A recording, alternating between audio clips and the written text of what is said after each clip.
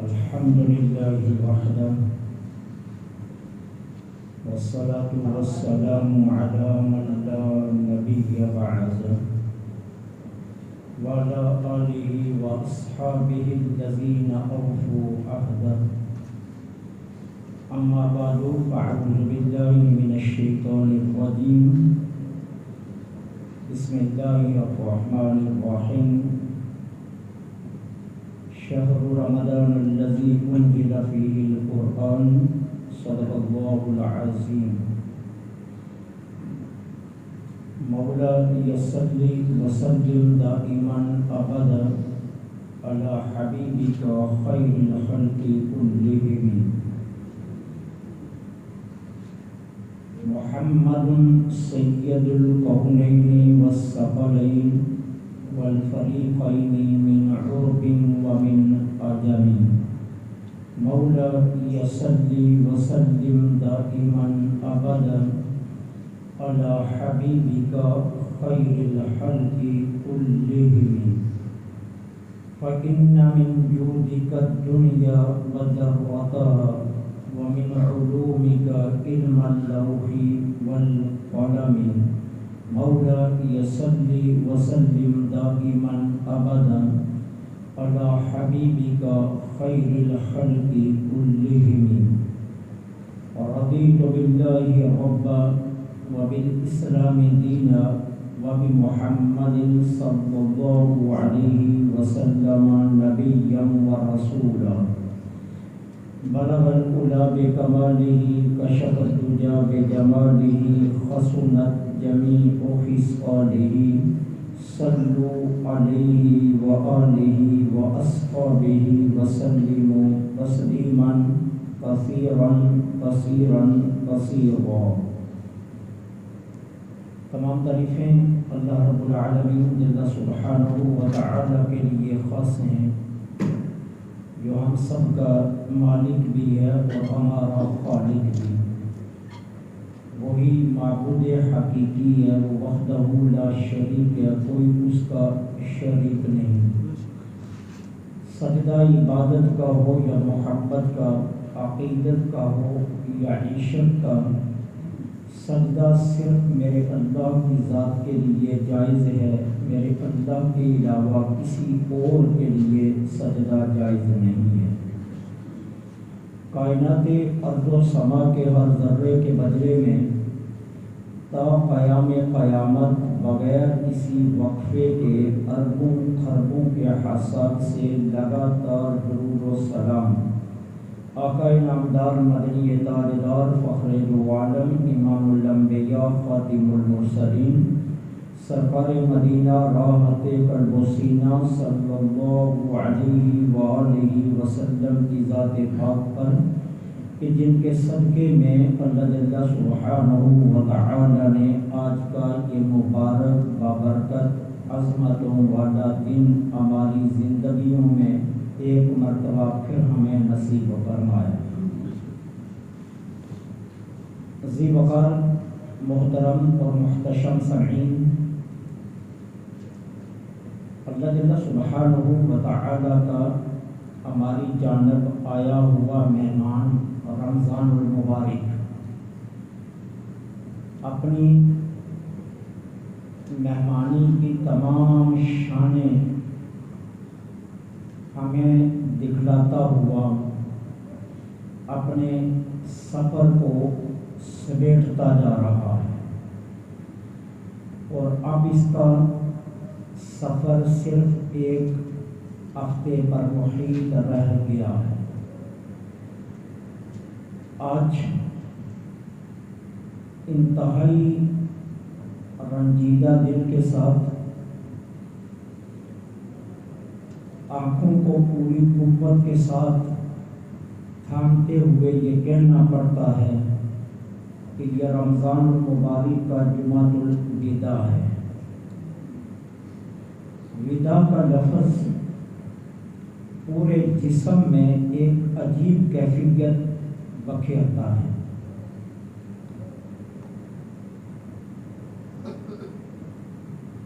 سب سے پہلا سوال کہ رمضان المبارک کا مقدس ماہ ہمارے پاس آیا کس لیے ہے؟ رمضان المبارک کا یہ بابرکت ماہ حدودوں کو ختم کرنے کے لیے، نفس کی خواہشاتی نجاستوں کو مٹانے کے لیے، روح کو طہارت بخشنے کے لیے، اور انسانی وجود سے خصائل رذیلہ کے خاتمے، گناہوں کو نیکیوں میں بدلنے، تقوی کے نور سے باطن انسانی کو منور کرنے اور بندے کا اپنے رب سے ٹوٹا رشتہ بحال کرنے، عبادت کی لذت، ایمان کی چاشنی، تقوی کا نور اور یاد الہی کا سرور دینے کے لیے ہمارے پاس آیا تھا۔ یہ رمضان المبارک کے آمد کے بنیادی مقاصد تھے، اور ان مقاصد میں ایک مقصد یہ بھی تھا کہ ہمارے اندر جذبہ ایثار کے ساتھ ساتھ ایک مومن کی جو سب سے بڑی شان ہے کہ اس کے اندر مجاہدانہ زندگی گزارنے کی طرز رہنی چاہیے، وہ بیدار کرنے کے لیے آیا تھا۔ اب یہ بنیادی مقاصد ہیں، اور ہم اس لمحے جمعۃ الوداع کی مقدس گھڑیوں میں بیٹھے ہیں۔ ایک طرف پیغام رمضان ہے اور دوسری طرف پیغام جمعۃ الوداع ہے۔ جمعۃ الوداع کا پیغام کیا ہے؟ کہ یہ تمہارے پاس تلافی کا موقع غنیمت ہے، کہ ابھی بھی تم تلافی کر سکتے ہو ان تمام پیغامات میں سے جو پیغامات ادھورے رہ گئے، جو رمضان لے کر تمہارے پاس آیا تھا۔ ایک لمحے کے لیے، ایک ساعت کے لیے سر سے لے کر پاؤں تک اپنے وجود کا مطالعہ کرو۔ میں نے اپنا وجود رمضان المبارک کے اندر قدورتوں سے کتنا پاک کیا؟ اپنے آپ سے یہ سوال، نفسانی خواہشات کی تکمیل کی جو نجاست میرے وجود میں بھر گئی تھی، اس نجاست سے میں کس قدر پاک ہو کر نکلا ہوں۔ اللہ جل سبحانہ و تعالی نے مجھے تمام گناہ نیکیوں سے بدلنے کا موقع دیا تھا، کیا میں اس میں کامیاب رہا؟ عبادت کی لذت اور چاشنی جو رمضان المبارک کے صدقے مجھے نصیب ہونی تھی، کیا وہ مجھے نصیب ہوئی؟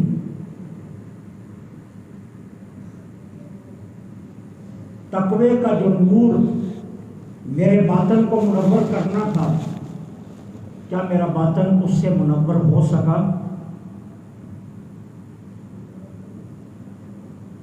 اور ایک مجاہدانہ کردار جس کا اسلام مجھ سے مطالبہ کرتا ہے، کیا میں مجاہدین کی صف میں اپنے آپ کو فٹ محسوس کرتا ہوں؟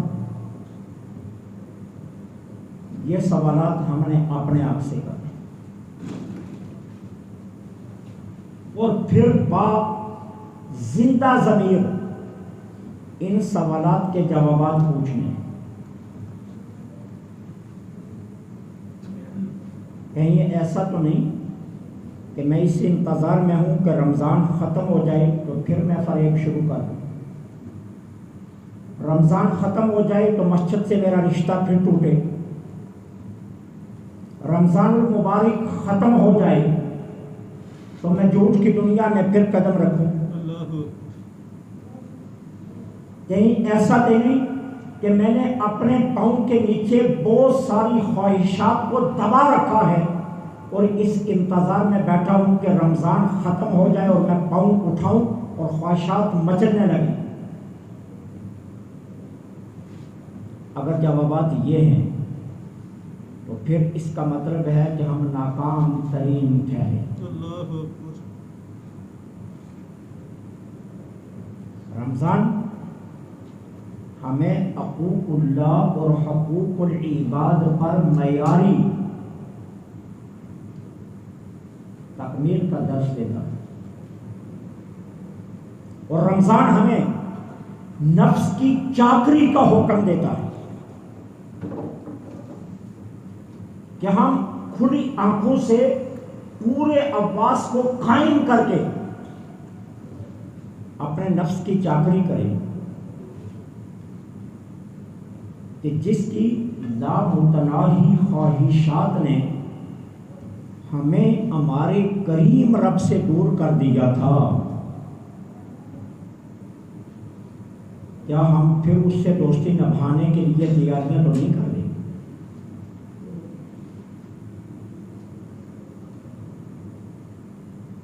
یہ بنیادی سوالات ہیں جو جمعۃ الوداع کا موقع ہم سے کر رہا ہے۔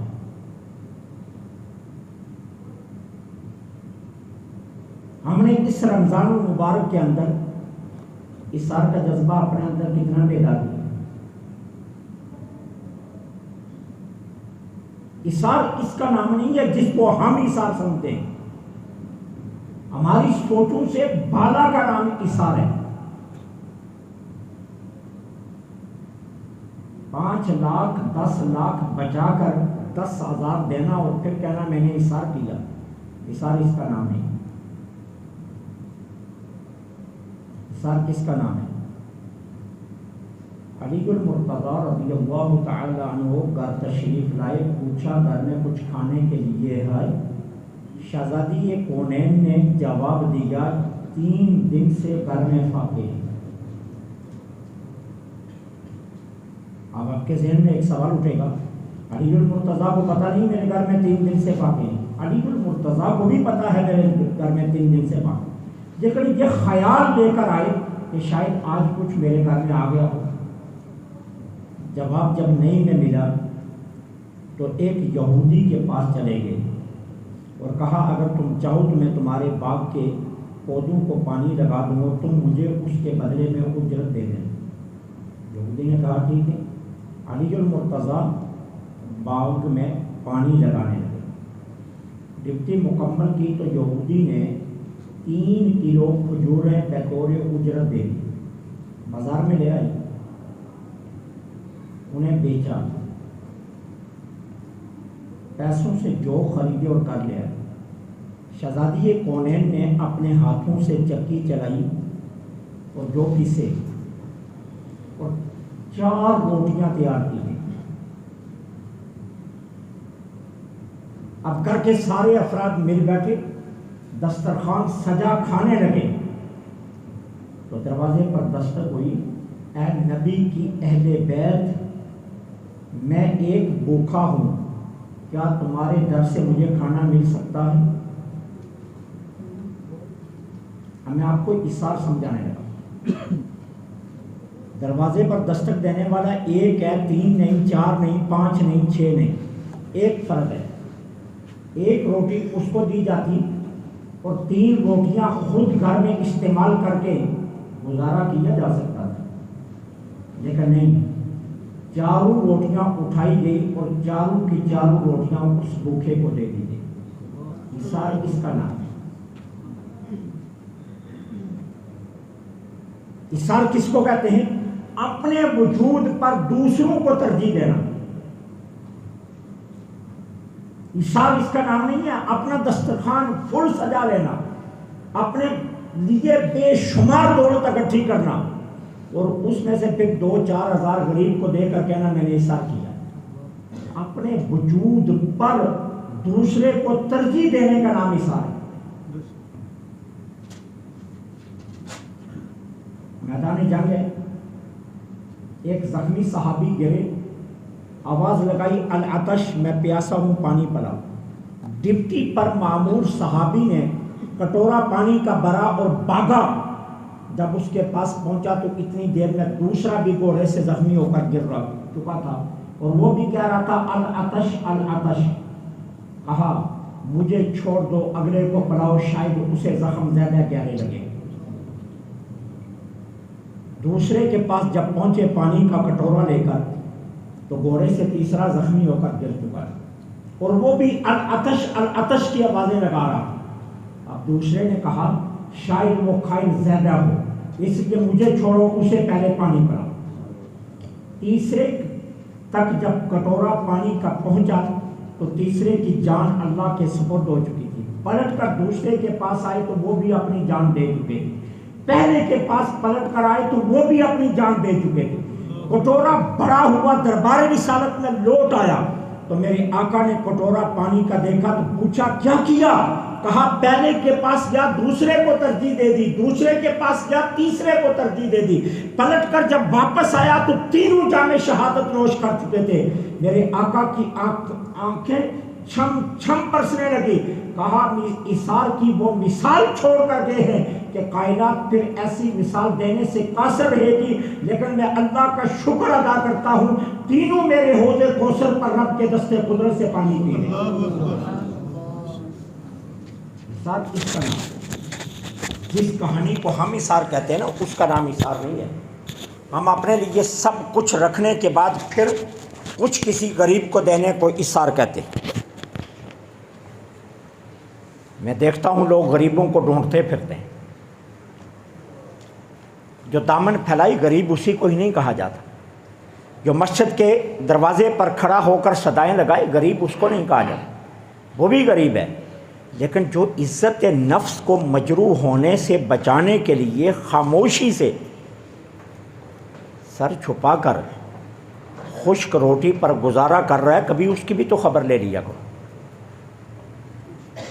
وہ بھی تو غریب ہے نا یارو. جو جس کو اس مہنگائی کے دور میں 15-20 ہزار سیلری ہے، یہ جس کی 15-20 ہزار انکم ہے اتنے مہنگائی کے دور میں، کیا وہ غریب نہیں ہے؟ وہ بھی غریب ہے. جس نے صدا لگائی ہے شاید وہ صداؤں کے ذریعے کئی ہزار اکٹھے کر لے، لیکن جو دبک کر بیٹھا ہے اس کا پرسان حال کون ہے؟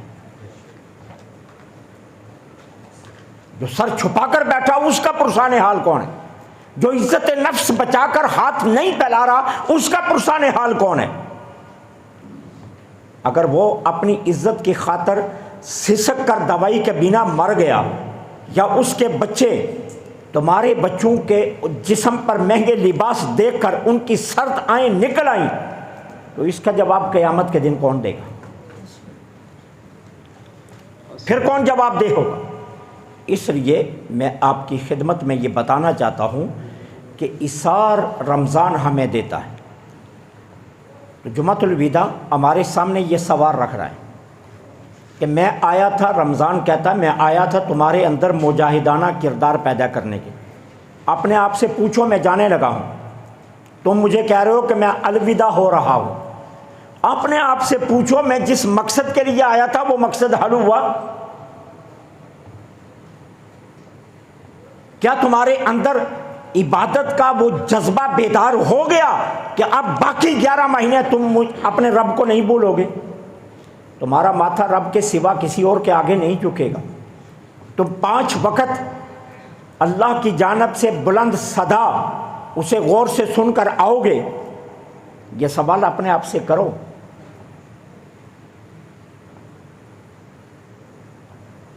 مانا تم آج بڑے فخر سے نکلے ہو گھر سے، میں جمعۃ الوداع پڑھنے چلا، لیکن الوداع کا لفظ کہتے ہوئے کیا تمہارا دل کانپا نہیں؟ کیا لرزا نہیں؟ کیا تمہارے جسم میں کپ کپی اور تھر تھراہٹ پیدا نہیں ہوئی؟ کہ اللہ کا آیا ہوا مہمان جو مطالبات ہم سے کر رہا تھا وہ مطالبات ہم نے پورے کیے؟ یہ تو آیا تھا قدرتیں ختم کرنے کے لیے، کہیں ایسا تو نہیں ہوا میں آج بھی قدرتوں سے بھرا ہوا ہوں؟ یہ آیا تھا نفس کی خواہشات کی نجاست کو مٹانے کے لیے، کہیں ایسا تو نہیں کہ آج بھی میری خواہشات مچل رہی ہیں اور میں انتظار کر رہا ہوں کہ یہ مہمان جائے اور میں اپنی خواہشات کے بنگڑے پھر سے شروع کروں؟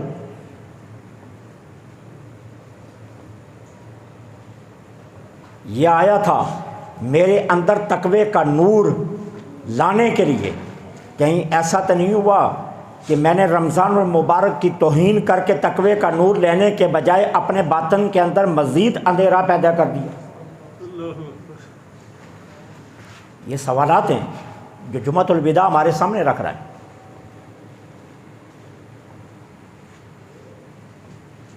ہم شوق سے کہہ تو رہے ہیں کہ رمضان جا رہا ہے، لیکن کاش ہمیں پتہ چل جائے کہ یہ مہمان ہمارے لیے جو سوال لے کر آیا تھا ان کے جوابات کون دے گا۔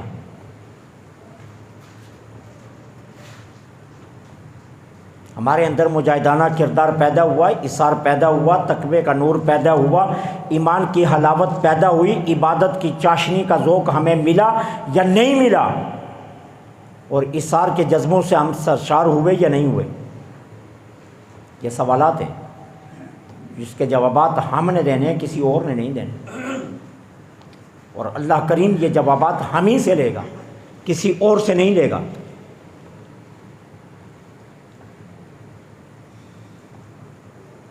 اس لیے بنیادی طور پر اس بات پر غور کرو، اور پھر جمعۃ الوداع جس کو کہتے ہیں نا زر تلافی، یہ تلافی کا موقع غنیمت ہے۔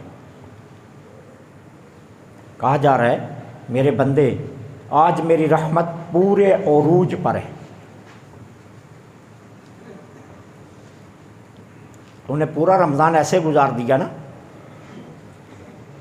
کہ شام کو تھکا ماندہ آیا، افطاری کی، نماز مغرب پڑھی اور عشاء کے چار فرض جی چاہا تو پڑھے نہیں پڑھے، اور نماز تراویح کو تو نے ایک لمبی نماز سمجھ کر چھوڑ دیا، اور پھر تو بستر پر لیٹ گیا، اور پھر سحری کے وقت تو اٹھا، آنکھیں مل کر کھانا کھایا اور اسی بستر پر وہیں پھر لیٹ گیا، اور نماز فجر کی بھی پرواہ نہیں کی۔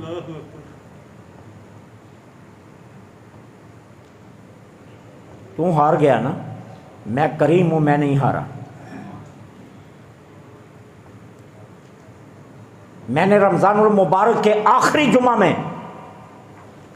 طلوع سورج سے لے کر غروب سورج تک اپنی رحمتوں کو پورے جوبن پر لا کر کھڑا کر دیا ہے، اور تجھے موقع غنیمت دے رہا ہوں۔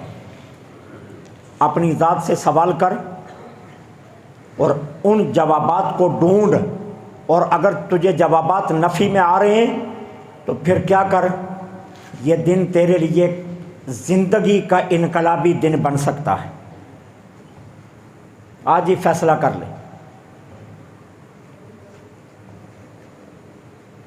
آج تہ دل سے فیصلہ کر لے کہ میں نے اپنے رب سے جو رشتہ توڑا تھا اب زندگی بھر کبھی نہیں توڑوں گا۔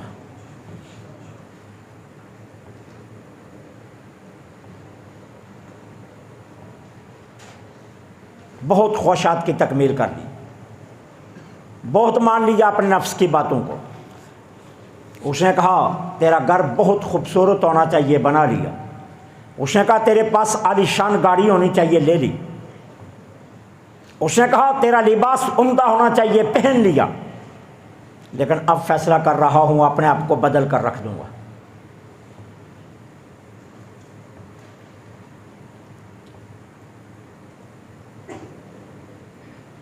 یاد رکھیے، عزت لباس سے نہیں، عزت مکان سے نہیں، عزت گاڑی سے نہیں، عزت دولت سے نہیں۔ فرعون جیسا لباس تم نہیں پہن سکتے، فرعون جتنا خزانہ تم جمع نہیں کر سکتے، فرعون جیسے محلات مجھے رب کی قسم تم نہیں بنا سکتے۔ لیکن معزز کون ہے؟ معزز فرعون نہیں ہے. مجھے اس رب عزت کی قسم، جھونپڑی میں رہنے والا ابراہیم بن ادم معزز ہے، کٹیا میں رہنے والا علی اجویری معزز ہے، کچے مکان میں رہنے والا فرید الدین گن شکر معزز ہے، اور پورے مدینے میں جس کا نہ کوئی بھائی ہے، نہ کوئی بہن ہے، نہ کوئی رشتہ دار ہے، نہ ماں ہے، نہ باپ ہے، نہ بیٹی ہے، اور جس کے قبیلے کا بھی کوئی نہیں ملتا، معزز وہ سیدنا بلال ہے.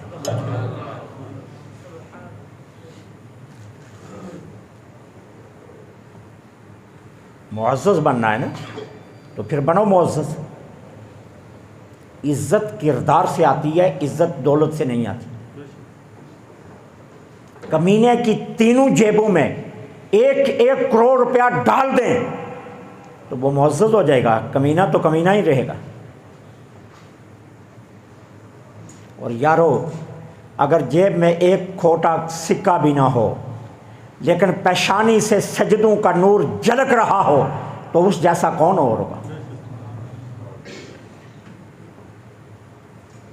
کائنات کے صفحے پر اس سے زیادہ محترم کون ہوگا اور معزز کون ہوگا؟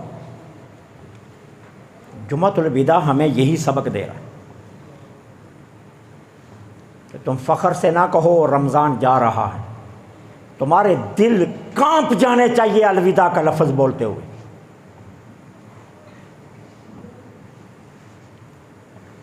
تم کہہ سکتے ہو ذرا اپنے دائیں بائیں دیکھو تو صحیح، کتنے لوگ تھے جو پچھلے رمضان میں ہمارے دائیں بائیں بیٹھے تھے، آج نظر نہیں آ رہے. اگر آئندہ رمضان میں ہم نظر نہ آئے تو پھر کیا ہوگا؟ ان مقدس ساعتوں سے ہم محروم ہو گئے تو پھر کیا ہوگا؟ یہ موقع غنیمت ہے. جمعۃ الوداع موقع غنیمت ہے، یہ تلافی کا موقع غنیمت ہے کہ آج فیصلہ کر لو حقوق اللہ اور حقوق العباد پر معیاری طور پر تم چاکری کرو گے. جس طرح معیار ہے چاکری کرنے کا، تمہاری زبان سے کسی کا دل نہیں ٹوٹنا چاہیے، تمہارے اعضاء و جوارح سے کسی کا نقصان نہیں ہونا چاہیے، کوئی تم سے تنگ نہ ہو، کوئی تم سے پریشان نہ ہو، کوئی تم سے ناراض نہ ہو، کسی کے لیے تمہارے دل میں قدورت نہ ہو، کسی کے لیے تمہارے دل میں نفرت نہ ہو. اپنا دل صاف ستھرا کر لو، آئینے کی مانت جس پر کوئی داغ نہ ہو. یہ حقوق العباد ہے. اور حقوق اللہ میں فیصلہ کر لو آج کے بعد نماز نہیں چھوڑوں گا، آج کے بعد جھوٹ نہیں بولوں گا، کسی کا حق نہیں ماروں گا، کسی کو دھوکہ نہیں دوں گا، کسی انسان کا حق سلب نہیں کروں گا، اور ایسی زندگی گزاروں گا جیسی میرے رب نے فرمائی ہے، ویسی زندگی گزاروں گا.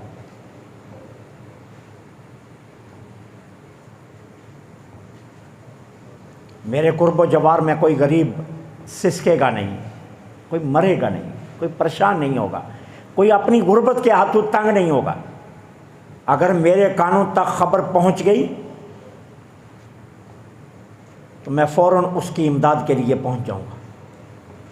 حضرت خواجہ حسن بصری رحمۃ اللہ علیہ سیدنا حضرت علی المرتضیٰ کے شاگرد بھی ہیں، ان کے خلیفہ بھی ہیں، اور 42 صحابہ کی زیارت بھی کی ہے انہوں نے.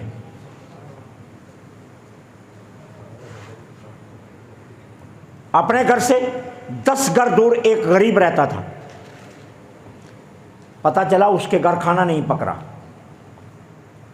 بازار گئے، مہینے بھر کا راشن خریدا، اس کے گھر رکھا، دستک دی، اندر بھیجا، گھر والے کو کہا دروازہ بند کر، دروازہ بند ہو گیا، دروازے کے باہر بیٹھ کر زاروں قطار رونے لگے، چیخیں نکل گئی خواجہ حسن بصری کی. گھر کا مالک باہر آ گیا، آ کر کہا حضرت آپ نے تو اتنا احسان کیا، مہینے کا راشن دے دیا، 1 مہینہ میرے بچے خوشی سے گزاریں گے، اتنی کرم نوازی، اتنی مہربانی، اور پھر رونے کا سبب کیا ہے؟ کہا رو اس لیے رہا ہوں کہ تو میرے امسائے میں غربت سے سسک رہا تھا، مجھے خبر کیوں نہیں ہوئی؟ اگر اللہ نے یہ پوچھ لیا حسن بصری تجھے پتہ کیوں نہیں چلا، تو اس کا جواب کیا دوں گا؟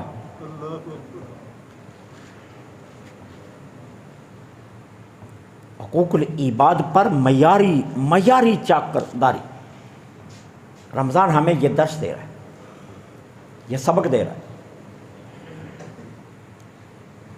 رمضان کو سمجھو کہ ہمارے پاس اللہ کا یہ مہمان کیا پیغام لے کر آئے، کیا پیغامات ہمارے لیے چھوڑ کر جا رہا ہے۔ یہ مت خوشی مناؤ کہ رمضان جا رہا ہے، جی آخری جمعہ ہے، بس رمضان اختتام پذیر ہوا۔ نہیں، سوچو میں نے کیا نقصان کیا۔ کیا یہ مقدس مہینہ سارے گناہ نیکیوں میں بدلنے کے لیے آیا تھا؟ کیا میں اس میں کامیاب ہو گیا کہ میں نے اپنے گناہ نیکیوں سے بدلوا لیے؟ یہ ماہ مبارک میرے لیے رب سے ٹوٹا رشتہ بحال کرنے کے لیے آیا تھا، میں نے بحال کر لیا، میں اس میں کامیاب ہو گیا؟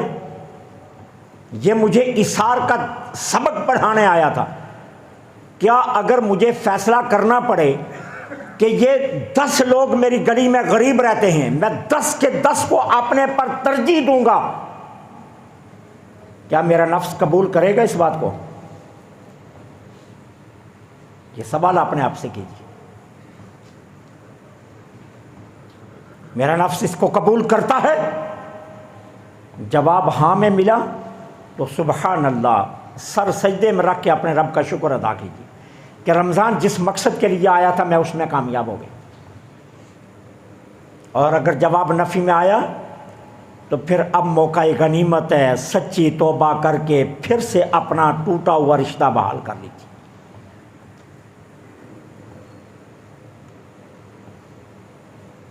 بھوکا اور پیاسا رہنا کون سا کمال ہے؟ آپ سنتے ہیں بڑا کمال ہے میں نے بھوک اور پیاس برداشت کی ہے۔ بھوکا اور پیاسا رہنا کوئی کمال نہیں ہے میرے بھائیوں۔ جن کو کھانا نہیں ملتا وہ بھی تو بیچارے بھوکا رہ لیتے ہیں، جن کو پانی نہیں ملتا وہ بھی تو پیاسے رہ لیتے ہیں۔ یہ بھی کوئی کمال ہے؟ یہ کوئی کمال نہیں۔ کمال کیا ہے؟ زندگی میں رمضان انقلاب پیدا کر کے جائے، تمہاری زندگی کا رخ یکسر بدل جائے۔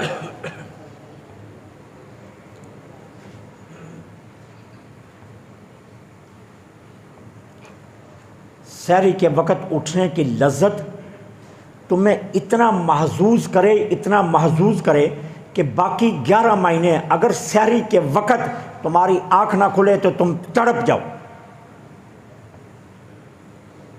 اور ہر روز سحری کے وقت اٹھ کر رمضان کو یاد کر کے تمہاری آنکھیں چھم چھم برسیں کہ کتنا وہ سنہری لمحات تھے جب میں اٹھتا تھا، میرے سارا گھر اٹھتا تھا، میرے گھر میں کھانے پکتے تھے، ہم ایک دسترخوان پر بیٹھ کر اپنے رب کی رضا کے لیے کھانا کھاتے تھے۔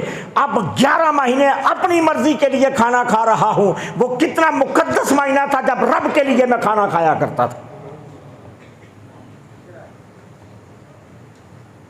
یہ سوچ، یہ فکر، یہ جستجو، یہ طلب اگر تمہارے اندر بیدار ہو جاتی ہے تو اس کا مطلب یہ ہے کہ رمضان کے پیغام کے بالکل پاس تم پہنچ گئے۔ رمضان تمہاری زندگیوں میں انقلاب لانا چاہیے۔ آیا گیا، یہ تو ایسے ہی ہے جیسے بازار میں لوگ سودا سلف خریدنے آتے ہیں، کوئی آ رہا ہے کوئی جا رہا ہے۔ رمضان کو آیا گیا نہ سمجھو، اس کے جو 6 دن باقی ہیں یہ اپنا سفر سمیٹ رہا ہے اور تمہاری کتاب کو تحریر کر رہا ہے، اپنے رب کے سامنے جا کر تمہاری کتاب رکھے گا۔ فلاں تیرے بندے نے میرے ساتھ یہ بدتمیزیاں کی ہیں، فلاں تیرے بندے نے اس طرح مجھے رسوا کیا، فلاں نے اس طرح ذلیل کیا۔ کوئی جھوٹ بولنے سے باز نہیں آیا، کوئی دھوکہ دینے سے باز نہیں آیا، کوئی قدرتیں مٹانے سے باز نہیں آیا، کوئی نفسانی خواہشات کی تکمیل سے باز نہیں آیا، کچھ نے اثار نہیں کیا، کچھ نے مجاہدانہ کردار نہیں پیدا کیا، کوئی رات بھر سوتا رہا، کسی نے نماز نہیں پڑھی، ایک ایک شکایت کو درج کر رہا ہے۔ جب یہ کتاب کھلے گی پھر ذرا سوچ لینا میرا رب کے غضب کا عالم کیا ہوگا۔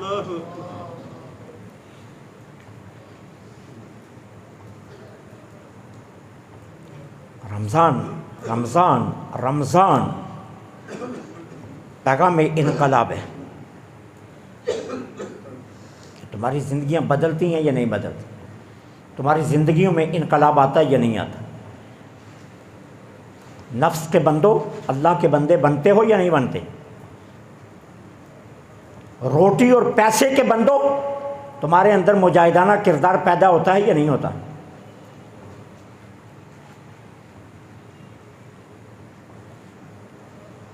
یہاں دیکھیے نا کتنا مشکل کام ہے، نام لے لے کر چندہ مانگنا پڑتا ہے، نام لے لے کر کہنا پڑتا ہے بھائی اتنے دے دو، بھائی اتنے دے دو۔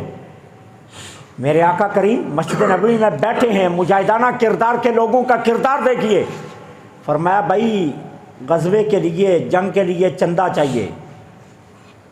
عثمان بن عفان اٹھے، گھر گئے، 100 اونٹ سامان کا لدا ہوا لے آئے، 100 اونٹ سامان کا لدا ہوا لے۔ میں 10 لاکھ بینک میں رکھ کر رب کے نام پر کوئی مانگے تو 10,000 دینا میرے لیے مشکل ہے۔ اور عثمان بن عفان کا کوئی بینک نہیں تھا، جو کچھ تھا سب گھر میں تھا، لے آئے حضور کی بارگاہ میں پیش کر دیے، 100 اونٹ باہر کرے، حضور سامان بھی ہے اوپر۔ کہا اللہ عثمان کو اور توفیق دے دے۔ جملہ نکلنے کی دیر تھی، عثمان بھاگے ہوئے پھر گئے، 100 اونٹ اور لے آئے۔ کہا حضور لائن 200 کی کر دیے۔ سرکار نے فرمایا اللہ عثمان سے راضی ہو جائے، وہ اتنی بڑی دعا، اللہ مجھ سے راضی ہو جائے۔ عثمان بھاگے گئے، 100 اونٹ اور لے آئے۔ آقا میں نے 100 اونٹ اور کھڑے کر دیے، 300 کی لائن لگا دی ہے۔ میرے آقا کا چہرہ خوشی سے کھل کھلا اٹھا، آسمان کی طرف دیکھ کر کہا مولا میں ایک نہیں عثمان سے 10 جنتوں کا وعدہ کرتا ہوں۔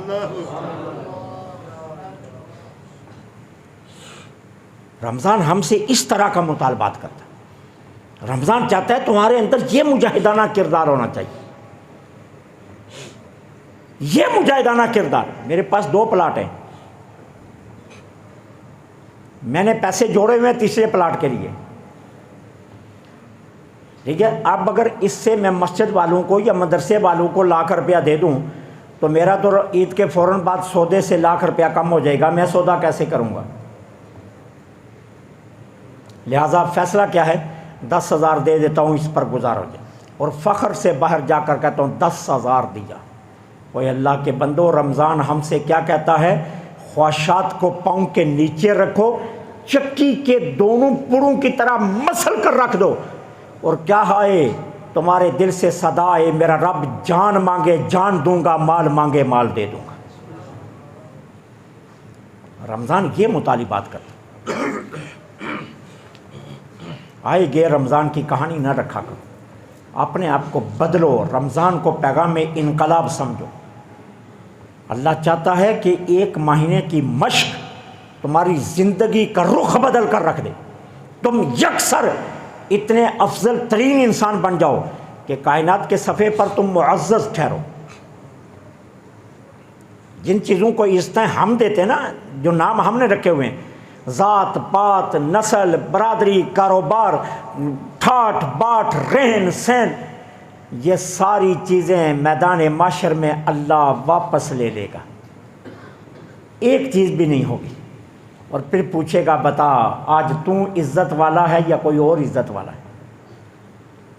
پھر جواب نہیں آئے گا، پھر کوئی جواب نہیں آئے گا، ٹھیک ہے نا۔ عزت وہ ہے جو کردار کی عزت ہے، عزت وہ ہے جو رب کی رضا کی عزت ہو، جو رسول اللہ کی رضا کی عزت ہو، عزت اس کو کہتے ہیں۔ ہمارے باپ کو کوئی گالی دے تو اس پر کوئی دنیا کا قانون حد نافذ نہیں کر سکتا. ہم خود بدلہ لیں تو لے لیں، لیکن دنیا کا کوئی قانون نہیں ہے. آج صحابہ کی شان میں کوئی بے ادبی کرے حد لگے گی، قانون موجود ہے. ان کے پاس تو گاڑیاں نہیں تھیں، ان کے پاس تو بنگلے نہیں تھے، ان کے پاس تو کوٹھیاں نہیں تھیں، ان کے پاس تو دولت نہیں تھی، ان کے پاس تو بینک بیلنس نہیں تھا.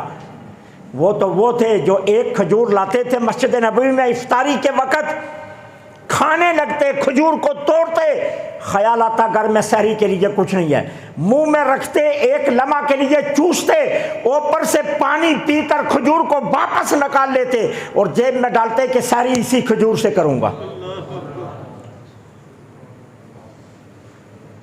وہی کھجور پھر سحری کے لیے چلی جاتی. لیکن اللہ کیا کہتا ہے؟ رضی اللہ عنہم ورضوا عنہ، یہ اللہ سے راضی ہو گئے، اللہ ان سے راضی ہو گئے. وعد اللہ الحسنی، اللہ کا قرآن کہتا ہے اوے اللہ نے تم سے جنت کا وعدہ کر لیا. معزز وہ ہیں، محترم وہ ہیں، قابل عزت وہ ہیں، قابل تکریم وہ ہیں. جمعۃ الوداع موقع غنیمت ہے. اپنے آپ سے سوال کرو جو سوال میں نے رکھے ہیں. میرے اندر مجاہدانہ کردار آیا، میں نے نفس کو مارنے کی پریکٹس کر لی، میں نے اپنے باطن کو نفسانی خواہشات کی نجاست سے پاک کیا، مجھے عبادت کی لذت ملی، تقوی کا نور میرے اندر اجاگر ہوا، اثار کا جذبہ پیدا ہوا، میں اپنے رب کے لیے اس کا خالص بندہ بننے کے لیے تیار ہوا. یہ سوالات کرو، اگر جواب ہاں میں آ جائیں پیشانی رب کی بارگاہ میں جھکا کر اس کا شکر ادا کرو، اور اگر جواب نفی میں آ جائیں تو ابھی شام تک تمہارے پاس وقت ہے، سچی توبہ کر کے اپنے رب کو راضی کر لو. رمضان کا بنیادی پیغام یہ ہے. وہ جو رمضان کا پیغام ہم سنتے ہیں وہ پیغام نہیں ہے. رمضان ہم سے یہ مطالبات کرتا ہے کہ تم ایک ایسا بندہ بن جا کہ رب تجھے دیکھے خوش ہو جائے، اس کا رسول دیکھے خوش ہو جائے. وہ انسان بن جا. اس انسان کا مطالبہ. غزوہ تبوک کے موقع پر ابو بکر صدیق رضی اللہ تعالیٰ نے سب کچھ حضور کی بارگاہ میں لا کر کیا کہا تھا؟ گھر میں اللہ رسول چھوڑ آیا ہوں. ہماری اپنی بچپن کی اصطلاح بولنے لگا ہوں. جب ہم چھوٹے تھے اپنے باپ دادا ہمیں کیا کہا کرتے تھے؟ وہ اوپر دیکھو اللہ. چلو میں اسی اصطلاح بچپن کی اصطلاح کو لے لیتا ہوں. تو حضرت ابو بکر صدیق کو کسی نے راستے میں روک کر نہیں کہا ابو بکر کہتے ہو اللہ رسول چھوڑ کر آیا ہوں، رسول مسجد نبوی میں بیٹھے ہیں، اللہ عرش پر بیٹھا ہے، تم کیسے کہتے ہو میں گھر چھوڑ آیا ہوں؟ اور جب سامان سمیٹ رہے تھے نا، آپ کی بڑی بیٹی حضرت عائشہ کی بڑی بہن حضرت اسماء نے پوچھا تھا ابا جان یہ سب کچھ لے چلے ہو، ہمیں کس کے سپرد؟ کہا اللہ رسول کے سپرد کر کے چلا. کہا بیٹی جس رب نے ابو بکر کو رسول اللہ کے دامن میں پناہ دی وہ تمہیں بھوکھا نہیں سونے دے گا. وہ کیسے بھوکھا سونے دے گا؟ اور پھر جانتے ہو سارا کچھ لٹا دیا تو رب نے کیا کہا؟ عرش کے فرشتوں جو لباس ابو بکر نے پہنا ہے وہ پہن لو. اور جبریل کو کہا دوڑ لگا اور جا کر ابو بکر کی گٹھری کھلنے سے پہلے ابو بکر کو کہہ دے اللہ سلام فرماتا اور پوچھتا ہے تو راضی ہے یا نہیں ہے راضی. یہ شان یوں مل گئی، یہ شان ایسے نہیں ملی. یہ شان تب ملتی ہے جب انسان اثار کی دنیا میں آ جاتا ہے. تو رمضان ہم سے یہی مطالبات کرتا ہے. اس کو مت سمجھو یہ جمعۃ الوداع، یہ تلافی کا موقع غنیمت ہے. تلافی کر لو. جو نہیں کما سکے وہ آج تمہارے پاس موقع ہے، جو فیصلے نہیں کر سکے آج تمہارے پاس موقع ہے، وہ فیصلے کر لو. اللہ مجھے آپ کو عمل کی توفیق عطا فرمائے.